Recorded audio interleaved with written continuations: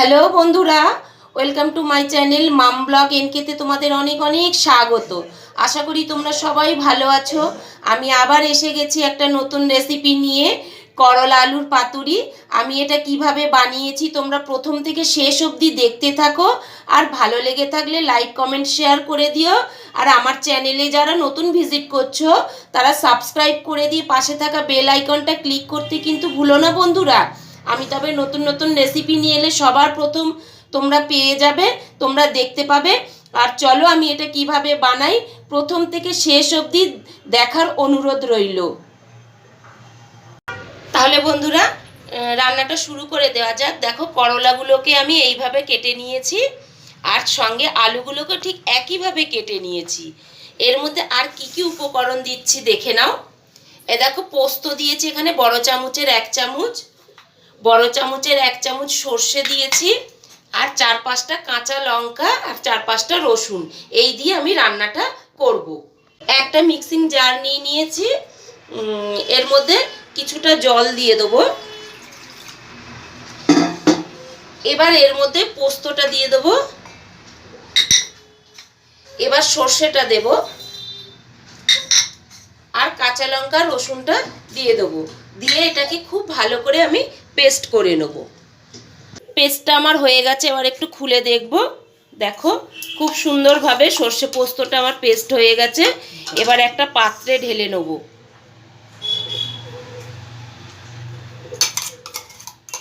ওভেনটা জ্বালিয়ে কড়া বসিয়ে দিয়েছি, তেলের মধ্যে দিয়ে দিয়েছি সাদা তেল। তেলটা আমার গরম হয়ে গেছে। এই পর্যায়ে আমি আলু আর করলাগুলো ভেজে নেব।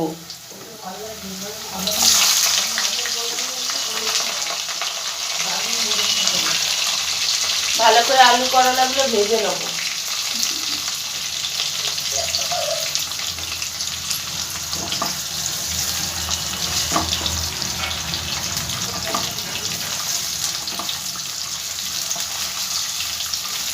ভালো করে নেড়ে নিয়ে ঢাকনা দিয়ে দেবো। তোমরা একবার এইভাবে বানিয়ে খেয়ে দেখবে। করলার পাতুরি খুব ভালো লাগে খেতে গরম ভাতের সাথে। শীতকালে গরমকালে দুই সময়তেই খুবই সুন্দর লাগে গরম ভাতের সাথে খেতে।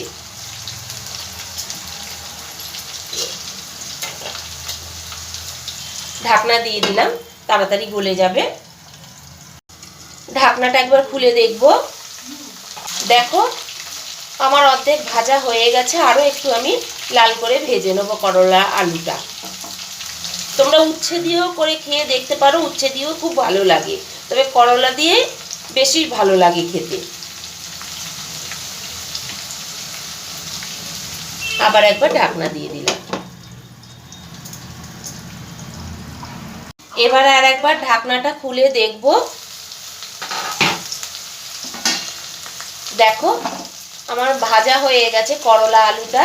আমি এর থেকে আর বেশি ভাজবো না। এবার আমি এগুলো সব তুলে নেব।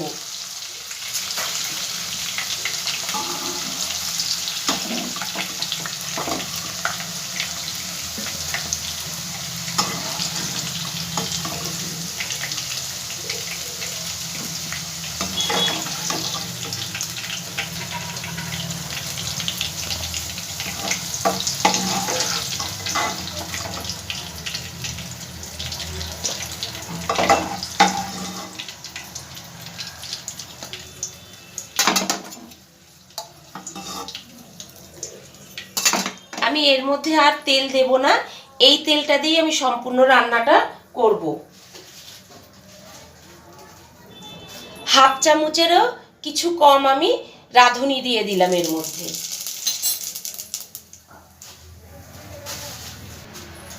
দুটো শুকনো লঙ্কা দিয়ে দিলাম ফোড়নে।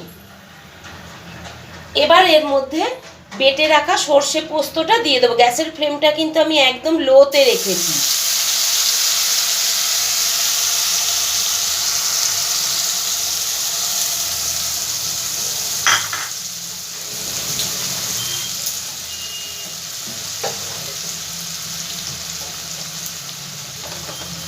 এবার এর মধ্যে পরিমাণ মতন হলুদ গুঁড়ো দেব,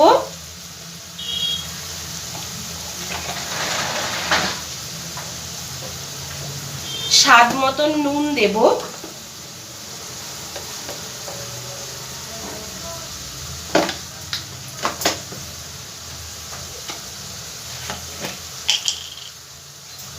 ঝালটা তোমাদের মতন করেই তোমরা দেবে, কে কতটা ঝাল পছন্দ করো।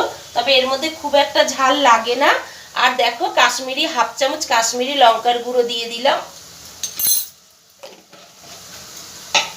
এবার ভালো করে মশলাটা আমি ভেজে নেব। তবে সর্ষে পোস্ত খুব বেশি ভাজতে হয় না, খুব বেশি ভাজলে তেতো মতন হয়ে যায়, তো তার জন্য আমি খুব একটা ভাজবো না।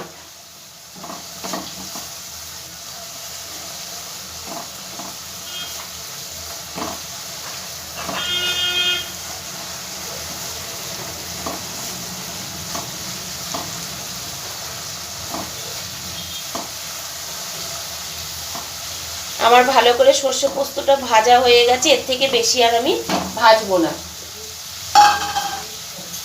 এবার মশলা করে রাখা, মশলা ধোয়া যে জলটা, সেই জলটা আমি এর মধ্যে সব দিয়ে দিলাম।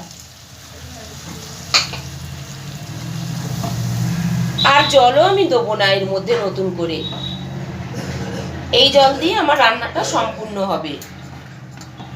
এবার অপেক্ষা করব ফুটে ওঠা অবধি।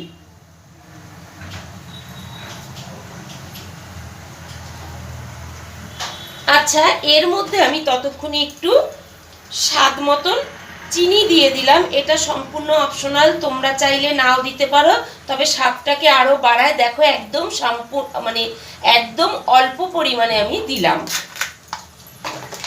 দেখো গ্রেভিটা আমার ফুটে উঠেছে। এই পর্যায়ে আমি ভেজে রাখা করলা আলুগুলো সব দিয়ে দেবো।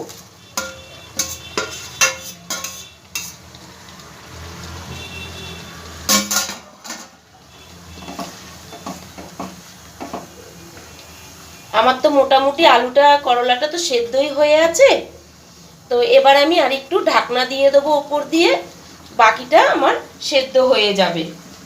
গ্যাসের ফ্লেমটা আমি মাঝারিতে দিয়ে দিলাম।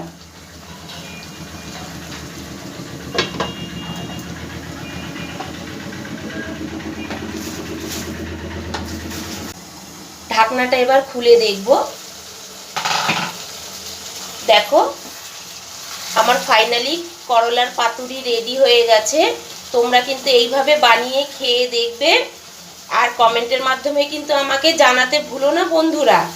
আমি এবার এটাকে নামিয়ে নেবো, একটা পাত্রে ঢেলে নেবো। আর তোমরা সবাই ভালো থাকবে, সুস্থ থাকবে, আর সবাই খুব আনন্দে থাকবে। আজকের মতন এইটুকুনি থাক বন্ধুরা, টাটা।